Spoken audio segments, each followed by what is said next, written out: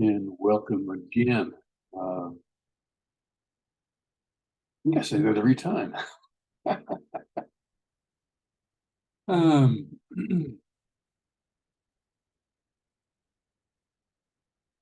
Tonight, which is, for the record, 23rd of March, we continue with the Eightfold Path. We're looking at the sixth factor this evening, that right effort, right diligence. Um, this is a shift from the more externally focused steps on the path of speech and action in various kinds of ways in livelihood into the internal aspects, diligence and concentration, mindfulness.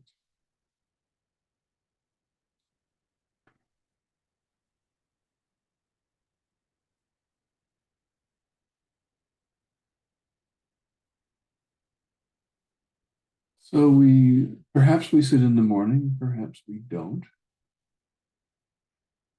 We have a aspiration of some kind that guides us in our lives. We know how we'd really like to be and what we want to bring. And that might be fairly clear to this group of thoughtful people and conscious livers. And then we go on through the day. And take a moment and just reflect for a second on, as I went through today, how frequently was I aware of the nature of the thoughts, the nature of the states of mind that I was experiencing at the time? How often could I really say, oh, this is, at least in some meta witnessing position, even while it was happening, that this particular state of mind was present. Right now, I'm experiencing gratitude. Right now, I'm experiencing patience. Uh, how often did that happen? And how often were we just in the flow of thoughts and feelings arising, responding with habit energy in various ways without really being aware of the nature of what was arising and going away?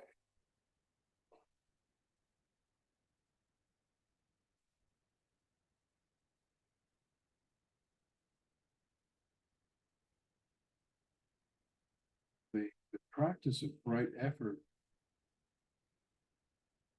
asks us to really pay attention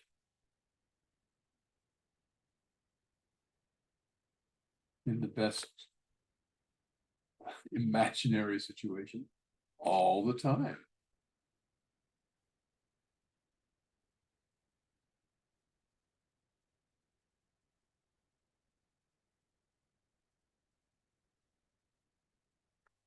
Traditionally, right effort is spoken of as having four aspects, and various words are put to them. But what it gets down to is that when something that is unskillful or destructive or causes suffering is arising in the mind,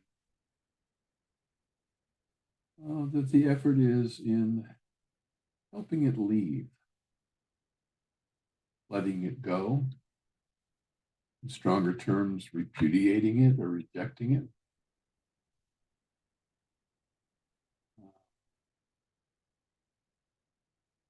And the second aspect is, gee, I really don't want those to come up. So I'm going to do the things that I can think of to keep them from arising so frequently. A couple of examples from one of the authors, I forget which one it is, that the teachers were using was, if you have a problem with addiction to alcohol, for example, you might not want to keep walking by the entrance to the pub. It makes it more difficult not to have those thoughts and cravings arise when you do that. So don't do it. Another one that same teacher mentioned was if you notice that you tend to become angry in the presence of people who are expressing anger themselves, and you know groups of people that tend to do that, then you might want to not hang out. So that's the second. You'd like to ask those things that arise that you don't want to have be there to leave. And you want to do what you can to not encourage them to come up in the first place.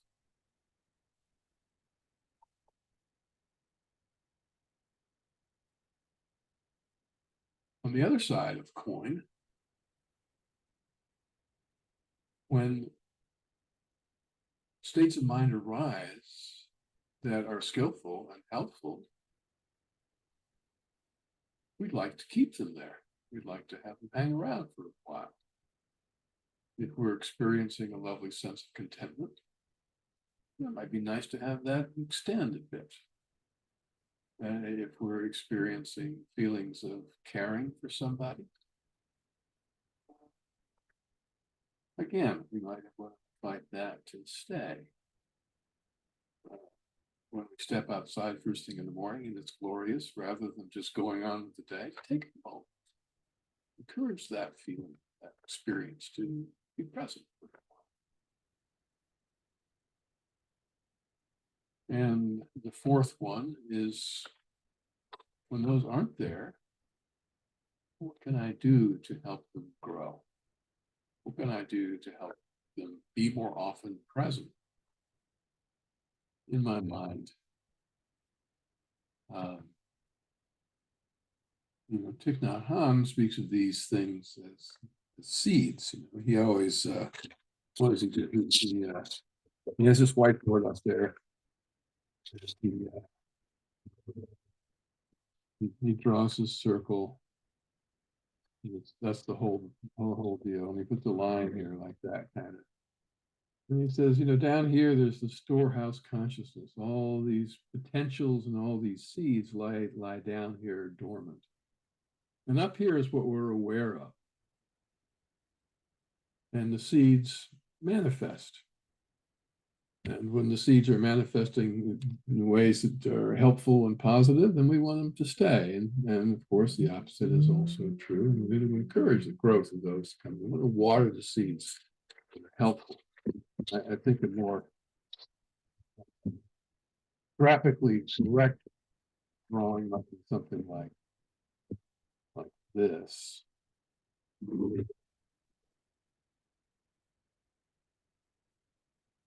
Kind of the eggplant.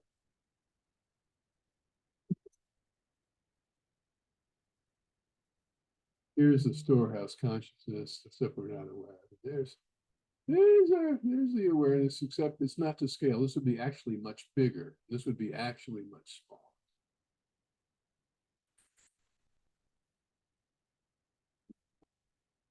In this dynamic of things arising up into our conscious awareness and then going back down again into what's called the storehouse consciousness.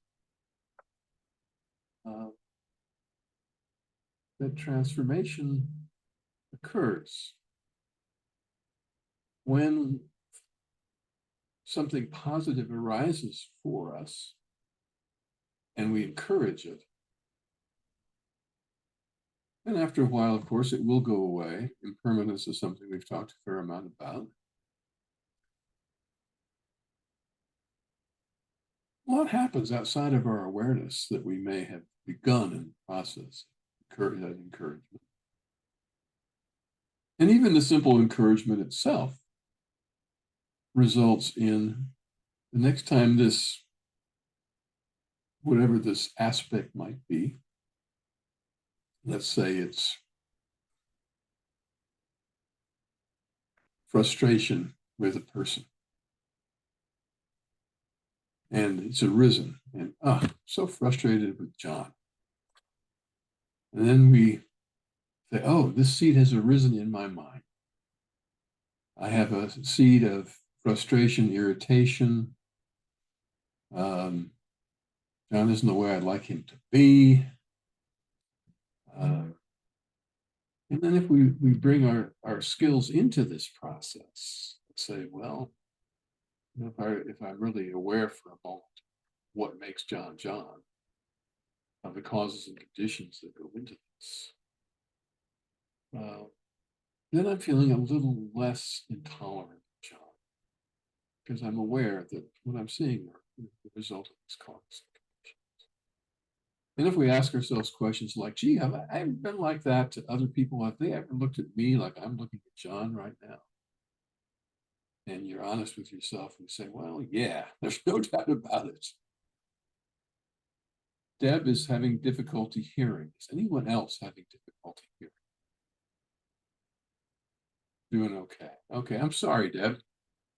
Everybody else seems to be okay. I hope to see you next time.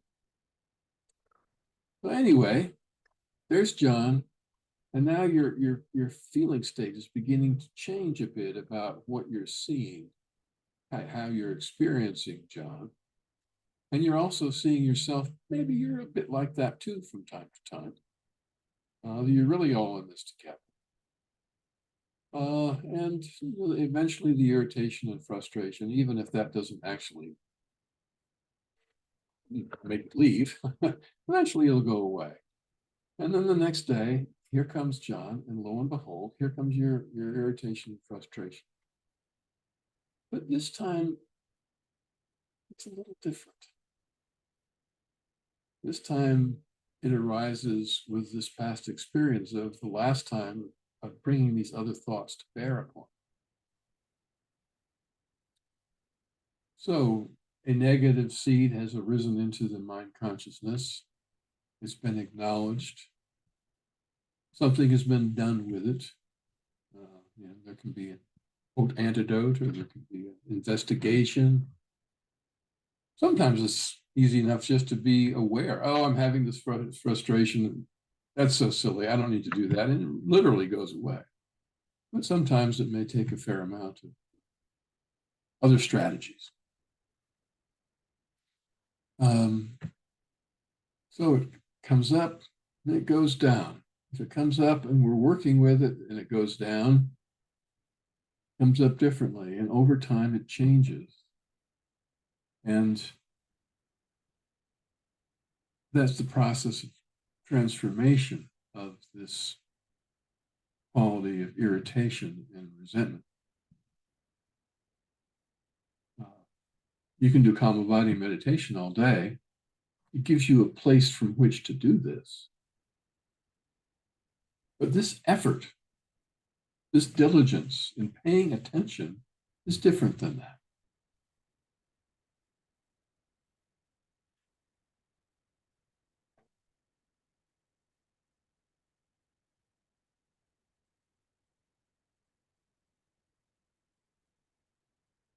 And it can really be an effort, because there are times, so for me anyway, I imagine it's probably the same for you, that things arise in my mind that I take some pleasure in and enjoy messing with in my mind, that really are not very helpful. And if I think about it, I say, that I'm not being skillful with what I'm doing in my mind again.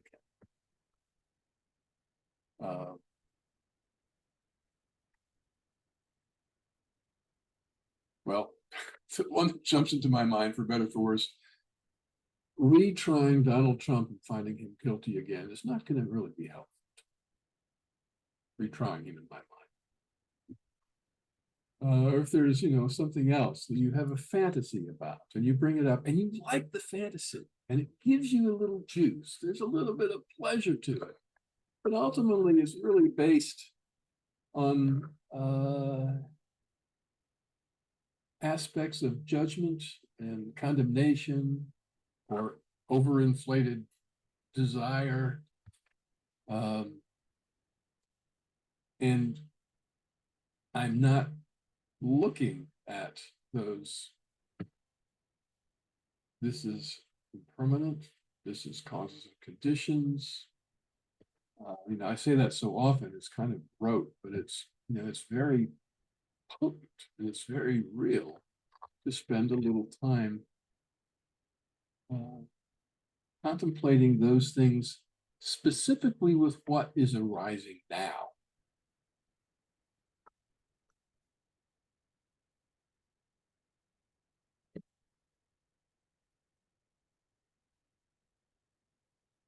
So it can be very easy not to do that.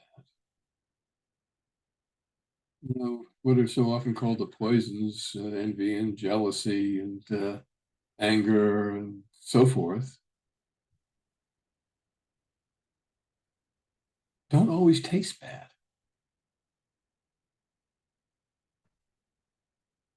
Uh, if they did, it'd be pretty easy, wouldn't it?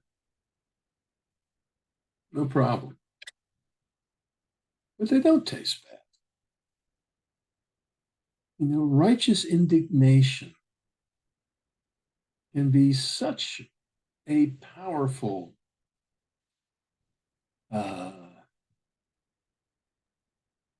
what's the right word? I mean, it feels righteous. I have every reason to feel the way that I do, and I'm right. And the world would be a better place if la da da da boom da boom. And furthermore, and so forth. And you can kind of feel the heat begin to rise. And you can, at least I can, if I allow myself to go down that particular path. Why the heck does that church fly its flag over the American flag? Why are they? So I can go on about that one. It's a church just across the street, from, close to where I live. That's their statement. They fly their flag over the American flag. I'm sure you all have your own.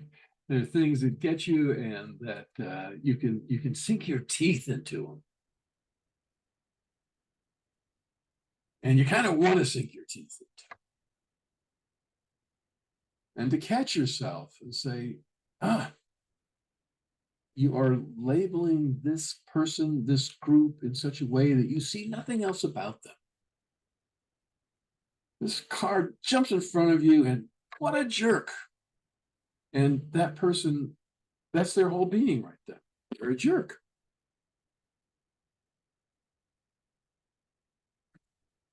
And of course, there's a heck of a lot more to them than their current jerkiness.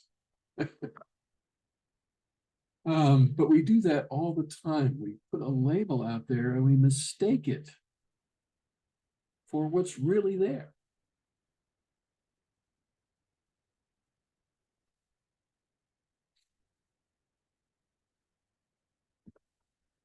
So diligence asks us to see that, to pay attention and know when it's happening. And it takes effort. It takes intention.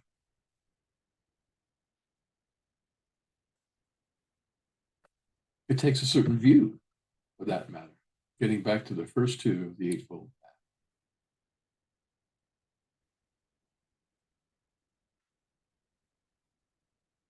So let me turn my phone off here.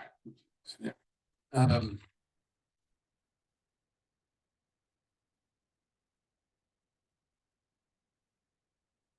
What diligence is asking of us, really, in a large sense,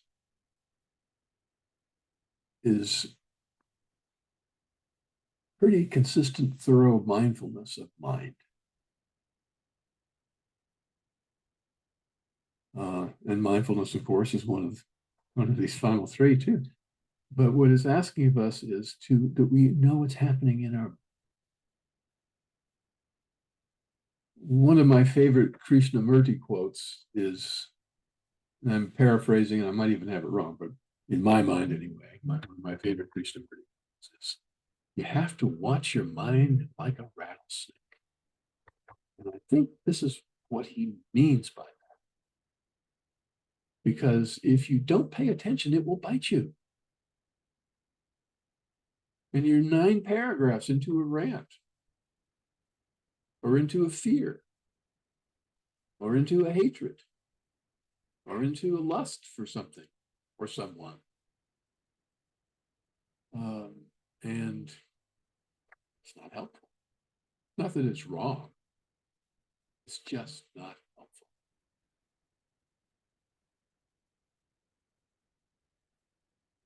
And I think we also, we tend to very often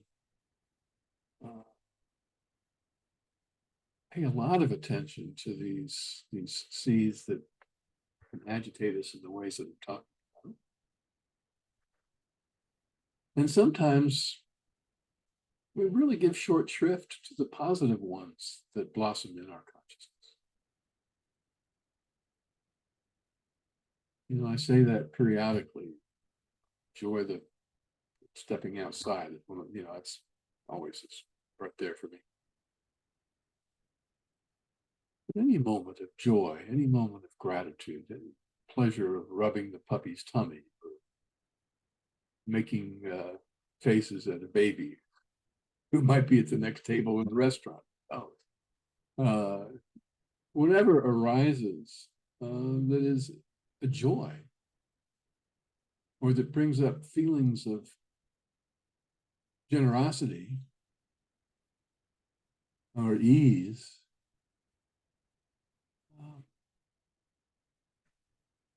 diligence asks us to say, oh, look at that. Don't let that just slide by. Be there with it. Notice it. Maybe even check out what's going on in my body as I have that lovely experience. Let some associations arise, similar kinds of things. Water that blossom.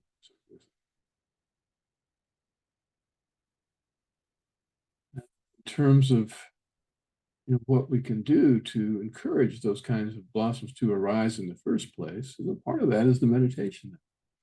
We make the space.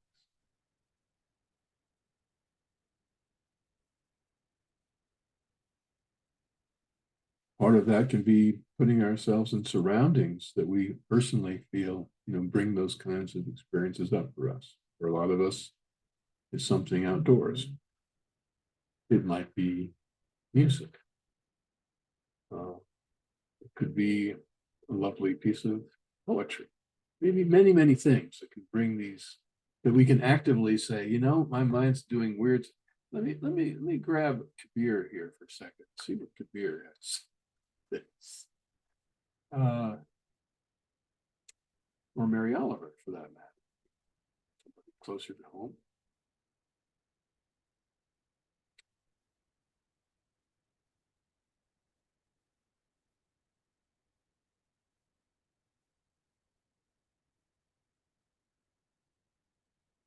So in the tradition, when people are talking about these negative states that arise, they very often talk about the hindrances, the 5 hindrances.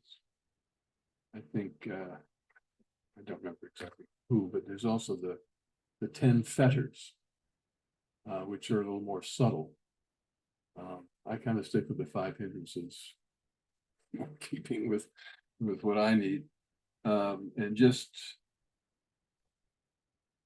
all the things that I've just been talking about of the negative variety fit into that one way or another. And I'm looking right now at my iPad, open to the Open Circle Mindfulness website, and the 5 hindrances and the 7 factors of awakening are present there in the reference section.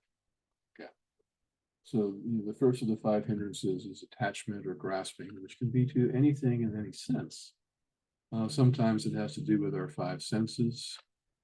It may be a desire for power or wealth or fame. The worldly winds start whipping around out there. That's part of what that is. There's aversion, ill will, another word for that.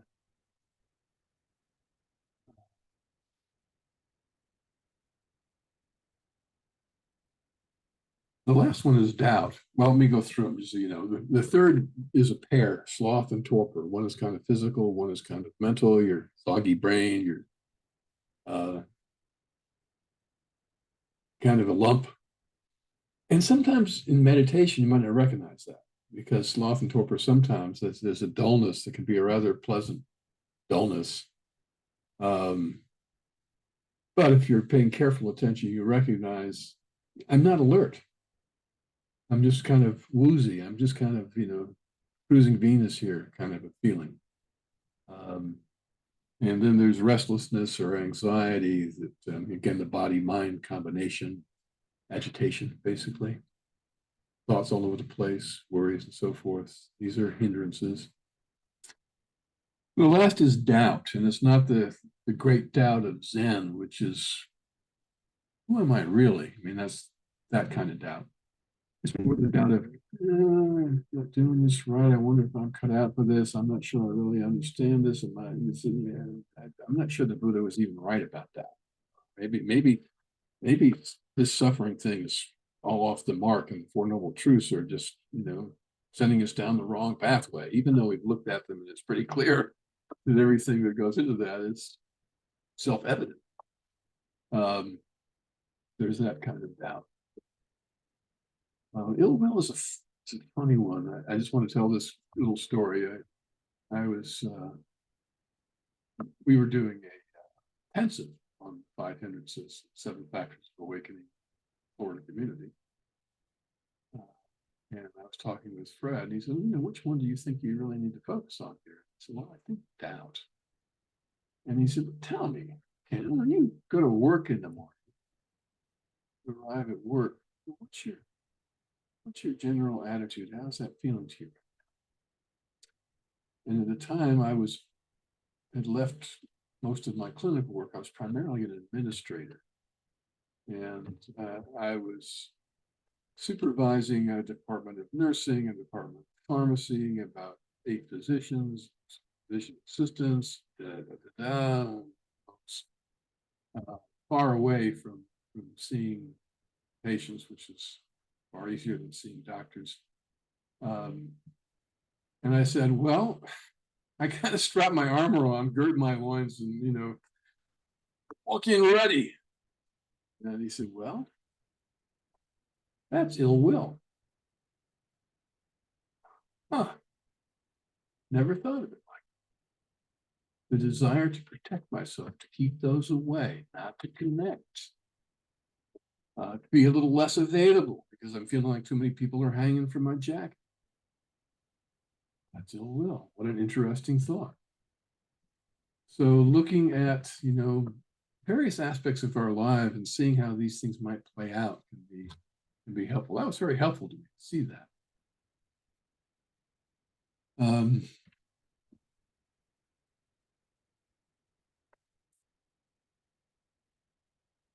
I don't think anyone in this little group tonight was present when we did the 5 hindrances and the factors of awakening in this group. But I think it's been 4 or 5 years ago. So those are the 5 hindrances, and it's interesting. I'm going to stop talking. I'll tell this one last thing. The absence of the 5 hindrances sometimes is thought of as nirvana, for lack of a better word in this situation, when they're totally absent. And in the states of absorption, the jhanas, which have some of the bliss aspect, the rapture aspect, more quiet kind of contentment aspect, neutral but present aspect, so on. To get there, you have to be, the hindrances need, at least temporarily, not to be arising. even the desire to enter the jhana is a desire that will keep you getting there. Sometimes in the sutras, they say you find solitude, you find seclusion. And one of the takes on what that is seclusion from the hindrances.